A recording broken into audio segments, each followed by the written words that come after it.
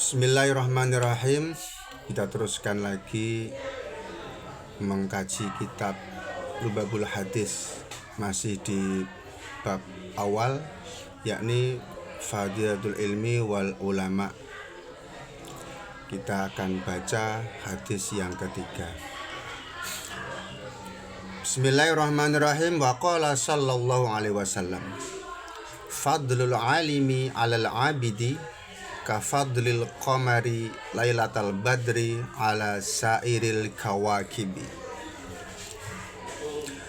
Wa qala lan dawuh sapa Kanjeng Nabi sallallahu alaihi wasallam, dawuhe, fadlul alimi utawi kautamaane wong alim, alal abidi ing atase wong abid ahli ibadah, iku kafadlil qamari kaya kautamaane rembulan, lailatal badri ing dalem wengi purnama, ala sairil kawakibi ngalahake ing atase sakabehane lintang-lintang.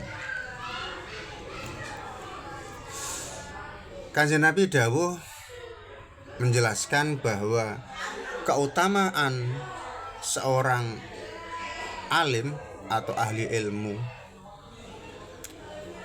terhadap ahli ibadah itu seperti keutamaan bulan yang bersinar terang di malam purnama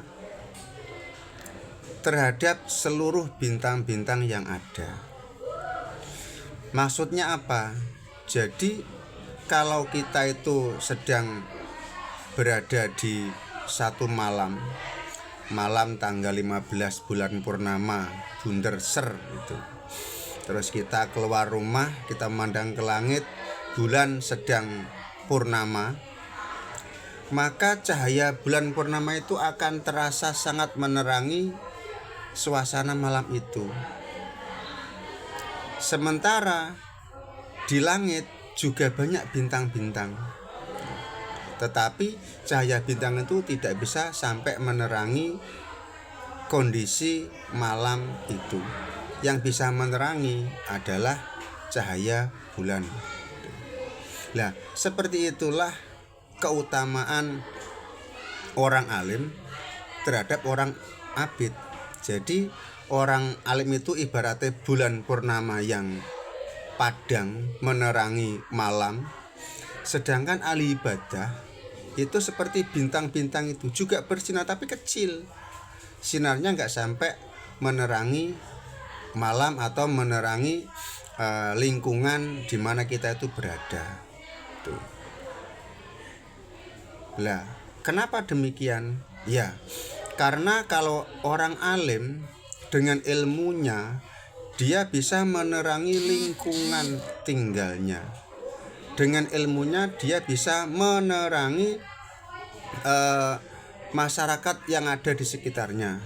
Dengan ilmunya dia bisa menjelaskan hal-hal yang berguna dalam kehidupan beragama dan juga bermasyarakat. Jadi orang alim itu ibaratnya ya seperti tadi, seperti bulan purnama itu yang dia itu bersinar dan sinar itu menerangi lingkungan sekitar. Sementara orang abid dia itu ya seperti bintang, artinya apa?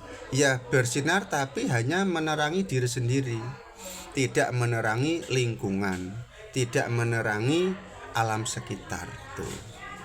Ini perumpamaan. Maksudnya apa? Jelas. Jadi keberadaan seorang alim dalam satu lingkungan itu sangat-sangat dibutuhkan di lingkungan tersebut atau di masyarakat tersebut. Tuh. Misalnya ada di satu kampung, di satu masyarakat, di satu lingkungan itu ada 20 ahli ibadah tapi nggak ngalim. Maka 20 orang ini ya baik untuk dirinya sendiri saja atau mungkin juga keluarganya. Tapi kalau ada satu orang alim yang dia itu mau mengamalkan ilmunya, mau menerangkan, mau mengajarkan ilmunya kepada masyarakat, maka satu kampung itu menjadi tahu, menjadi faham akan ilmu-ilmu agama dan juga kemasyarakatan. Kenapa? Ya karena orang alim tersebut. Jadi ibaratnya orang alim ini bisa menerangi kegelapan dalam lingkungan. Kegelapan apa?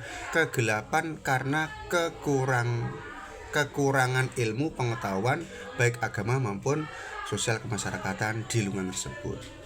Jadi ini jelas. Jadi keberadaan orang alim itu memang betul-betul bermanfaat atau dibutuhkan di satu masyarakat atau di lingkungan di mana dia berada. Nah, tapi juga tidak menafikan bahwa keberadaan orang abid ahli ibadah itu juga berguna. Berguna apa? Ya berguna untuk minimal diri mereka pribadi. Dia sebagai orang ahli ibadah selalu beribadah pada Allah, memohon kepada Allah, dan dengan ibadahnya ini, dengan dia tekun beribadah kepada Allah, itu juga membawa dampak yang baik positif terhadap masyarakat sekitarnya. Apa itu? Bisa meredam murka Allah. Tuh. Nah, kalau orang alim itu bisa menerangi dengan cahaya ilmunya, bisa menerangi lingkungan dengan menyampaikan ilmu-ilmu Allah, maka orang yang ahli ibadah ini dengan ibadahnya yang sungguh-sungguh itu bisa membawa keberkahan tersendiri bagi masyarakat lingkungan di mana dia berada. Jadi keduanya juga bermanfaat. Hanya saja lebih utama mana? Ya lebih utama orang alim. Karena dia bisa menjelaskan ilmu-ilmu yang bermanfaat bagi masyarakat sekitarnya. Wallahu a'lam.